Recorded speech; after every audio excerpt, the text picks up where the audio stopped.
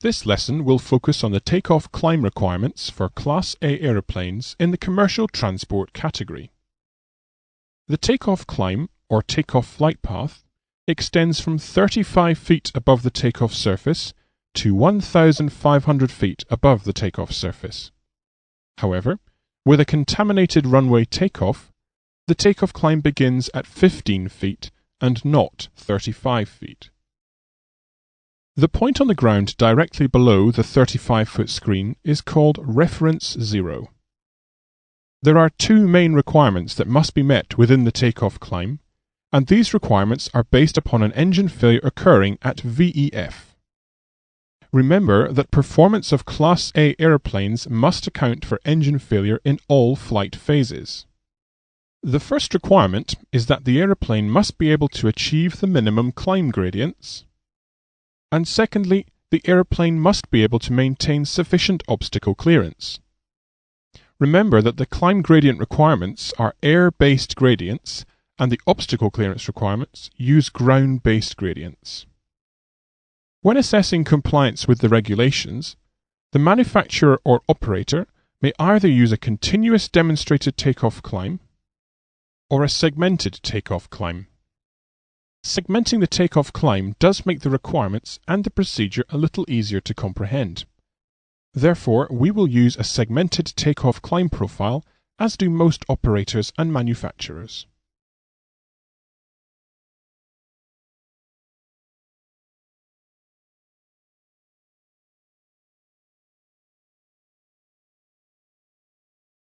The takeoff climb is generally split into four unique segments.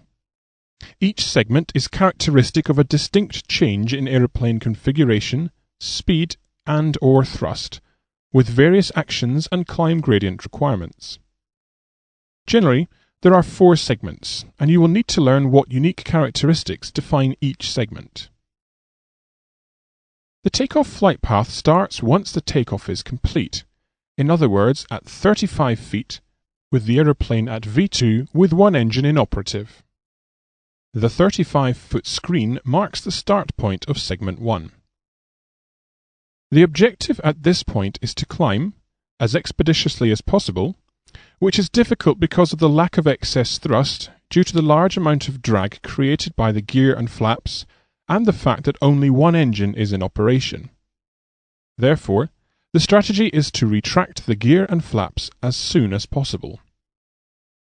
Since retracting flaps at low speeds close to the ground is dangerous, the only option is to retract the gear.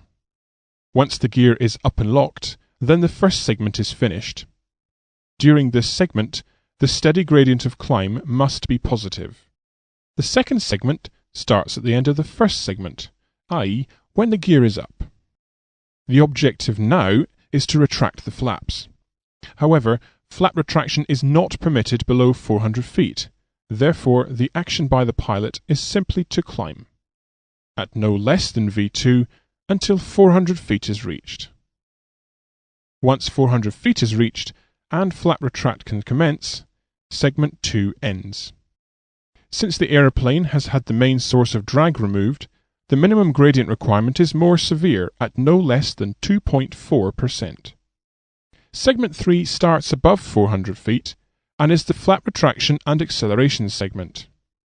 However, retracting the flaps will increase the stall speed. This reduces the aeroplane's safety margin. Therefore, the aeroplane must accelerate during flap retraction from V2 to the zero flap speed, and then to the final takeoff speed. The final takeoff speed is also called the final segment speed, and is intended to be the one engine inoperative best angle of climb speed. Once this has happened, thrust can be reduced from maximum takeoff thrust, TOGA, to maximum continuous thrust, MCT.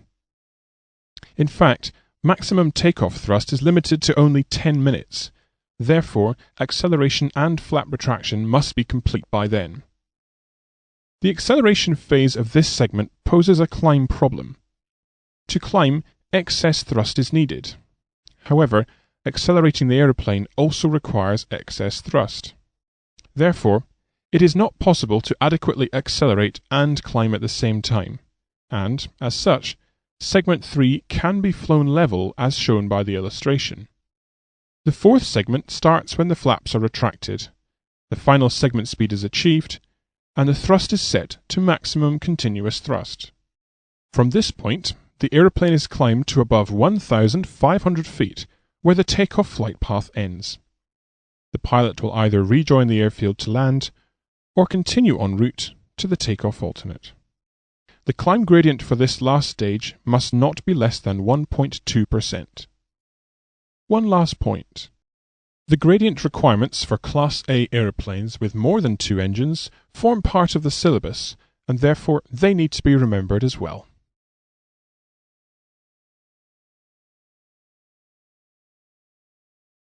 Although we have already mentioned it in the previous lesson, the climb limit mass tells us what the maximum mass of the aeroplane can be in order to achieve the minimum gradient requirements. Having a mass greater than the climb limit mass would mean that the aeroplane will not have sufficient performance in the event of engine failure to achieve the climb gradient requirements. The graph to calculate the climb limit mass is in section 4 of Cap 698. We have worked through an example in the previous lesson, but nonetheless ensure you are confident in being able to use this graph. The introduction to the climb section, shown on the previous page, reiterates the climb requirements, and it states that during the takeoff climb, the aeroplane must A. Attain the most severe gradient requirement of the takeoff net flight path, and B. Avoid all obstacles in the obstacle accountability area by the statutory minimum vertical interval. Both these requirements have already been mentioned in the introduction section of this lesson. The climb limit mass deals with point A. In other words, being at or below the climb limit mass guarantees attainment of the most severe gradient requirement of the takeoff flight path. What is the most severe angle of the takeoff flight path? Well, shown on screen is the takeoff flight path and segments of the takeoff climb. The most severe gradient requirement is in segment 2, which for a twin-engine jet aeroplane is 2.4%. Therefore, the climb limit mass ensures that the aeroplane, in the event of engine failure, is able to attain a 2.4% gradient or more. Remember that these climb gradients are air-based and therefore independent to the effective wind. Looking through the climb limit mass graph confirms this, since there is no account for wind.